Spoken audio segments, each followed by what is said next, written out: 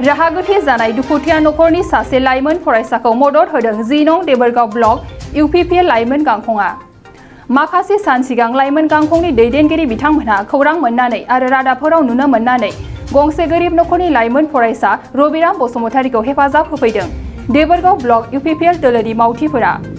30 नं सानजा कक्राझार विधानसभा बियाबनि सिङाव थानाय थामहिनबा 10 नं देबोरगाव BTC बियाबनि मावरियागाव BCDC नि बेन्दोंनि सिङाव थानाय 1 नं सुलजरा गामिनि सासे न' बां गैजायै फरायसाखौ जा हायो अनसुंथाइ होफैदों बिथांनि नखराव फैनानै।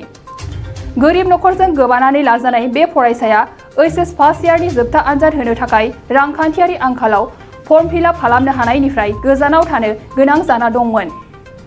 बिथांनि बेबायदि हालोदखौ नुनानै एबा बे खौरांखौ मोननानै दिनै देबोरगाव ब्लक UPPL लाइमोन गांखंनि गोदानै आफादगिरि बिबान मोननाय प्रहलाद नार्जारिनि दैदेननायाव लाइमोन गांखंनि मोनसे हानजाया दुखुथिया फरायसानि नखराव फैनानै बिथांनि आखायाव जा हायो रांनि अनसुंथाइ होफैयो। खौरांगिरिनि सिगाङाव देबोरगाव ब्लक UPPL नि लाइमोन गांखंनि गोदानै दिनैनि बे मा होनो 1 नं सुलजरा गामि बे गामियाव जोंहा सासे मोजां मा होनो फरायसा सिगाङावबो आंबो एसे नुखादोंमोन मोनसे बड'लेण्ड रादाबनि गेजेरजों बिथांनि माबाया निउसआ सार्कुलेट जादोंमोन। बै समाव जेरखम खाबुआ जायिलाय आरो मैयानि गेजेराव बे ओनसोलनिफ्रायनो माखासे जोंनिनो पार्टिनि दैदेनगिरि बिथांमोनहा एसे मा होनो फरायनायनि बेलायाव फर्म फिलआप माखासे एसे फैसानि थाखाय एसे अभाब जानायलाय बिथांमोन खबर हरदों।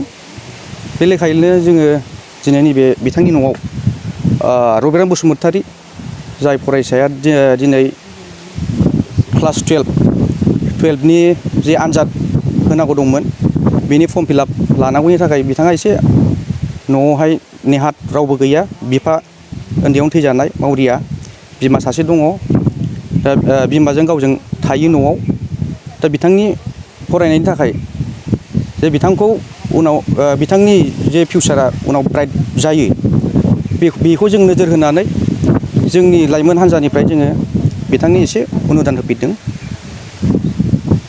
थोजासेखौ हायाब्लाबो जाखिनिखौ होफैदों बिथाङा आजावनानै लादों आरो जों आसा खालामो बिथांनि फिउचारा इसोरनि अननायावहाय ब्राइट जाथों आरो जों बेखौनो इसोरनावबो आर'ज गाबगोन। आरो उननि बेलायावहाय जोङो बिथांनि सोमोन्दैबो जोंहा जोंनि ओनसोलावनो MLA सार दङ। जोङो MLA सारनो जोङो बे खौरांखौ जों दैथायहरगोन। सारजों जों सावरायगोन उननि बेलायाव मा राहा लानो हायो एसेखिनियानोसै। बिथांनि न'नि हालोद आरो न'आ ओरैनो खाफ्रानानै दङ। जोङो बेखौ BCDC नि चेयारमेनजों जों सावरायगोन जाहाथे BCDC चेयारमेना बे बिथांनि न'खरनि माबायावहाय एसे नोजोर होयो आरो उननि समफ्रावहाय जे जोंहा सरकारनि माखासे मिशन दङ PMAY जेखौ होनो बिनि जोहै जाहाथे बिथांनि न'खरनि जे माबा बेखौहाय एसे सुफुंनो हायो बेखौ जोङो बिथांमोनखौ जोङो खावलायगोन। न'खरा हनै बबानि न'खरा बबायाथ' गैला थैनानै थांबाय। ओमफ्राय दा हनै बिसियाबो खामला हाजिरा मावनानै जानो रोंला। बे उन्दैयाबो लेखा फरायनानै गाव दैज्लाङाव एसे एनै माइ हाजिरा मुजिरा गायनानै जाफायो। दा फरायनायनि गेजेराव नै जोंनि मानसिया एसे थाखा फैसा एसे सहाय होफैदों लेखा फरायनायाव ओमफ्राय UPPL निफ्राय होफैदों एसे गावनि एडमिसन लानो। ओमफ्राय दा बेखौनो बे उन्दैया एडमिसन लाथोंसै। दा न' बांफ्राबो गैया हनै गैथ्रा एसेबो बेखौ न' बांखौ एसे थाब होनानै होबा जासिगौ आरो अननानै सरखारा। हराव हरसे उन्दुनो मोनानो अखा सेरनायानो दाख्लै जेसेबां बाना जादों इसेबां मादों अखा हादों बुरिया साथाबनानै थाबाय थायो न' सिङाव थाबाय थायो। ओमफ्राय जेला सोरां होबा अखा सेरनानै उन्दुनो मोनाखै जि सेरजोब्बाय होननानै खिथाहैयो। माथो खालामबावनो थाथ'दो देनां होफैगोन बिदि होनो आङो। दा हनै जेबो मावनानै जानो रोंला बे उन्दैयाबो लेखा फरायनाय दैज्लांबा बिदिनो दा हाजिरा मुजिरा मावनानै जानोसैलाय गायफाहैयो बिमादैजों हरैहाय जोंनियाव गाया आरो हरै गायफाहैयो बिमादैनाव बिदिनो मावफाहैयो माइरं बायनानै जानाङोनो उन्दैया गाननाय जोमनायबो मोना जाहैदों आरो।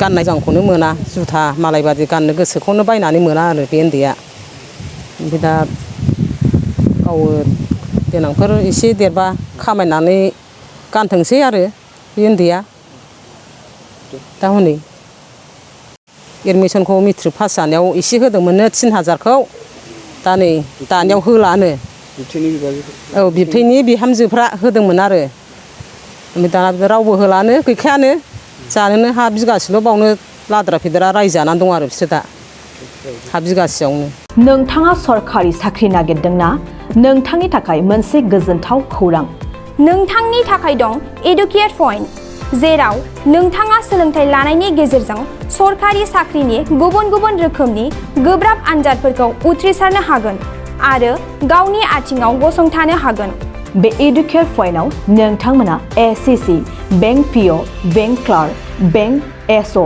इउपिएससि FSC defence railway state insurance AAO ADO एसिस्टेन्टजों लोगोसे स्टेट लेभेल जब आरो माखासे सरखारि साख्रिनि आनजादाव गोनांथि जानाय आयदाफोराव सोलोंथाइ लानो हागोन मख'नो गोनांदि बे सोलोंसालियाव साख्रिनिल' नङा बेयाव MBA आरो सैनिक स्कुल बायदियाव एडमिसननि थाखाय एन्ट्रेन्स होनो थाखायबो सोलोंथाइ लानो हागोन बे सोलोंसालियाव गाहाम थाखो खथानि सुबिदा दं आरो सम मथे नोंथांनि सोलोंथाइखौ बे सोलोंसालियाव होनाय जागोन बेखौबो मिथिनांगोन दि बे एडुकेट पइन्टआव सोलोंथाइ लानानै बावैसो 2021-22 इं मायथाइनि एसएससि जिडिनि आनजादाव गासै 11 सा सोलोंसाफोरा उथ्रिसारनो हादों बारा नङा गासै 15,000 रांजोंनो नोंथाङा बे सोलोंसालियाव 6 दानसिम सोलोंथाइखौ लानो हागोन बे सोलोंसालिया क'क्राझार बरपेटा रड गवालपारा आरो बङाइगावआवबो दं क'क्राझाराव सोलोंथाइ लानो गोसो गुदुं जानाय सुबुंफोरा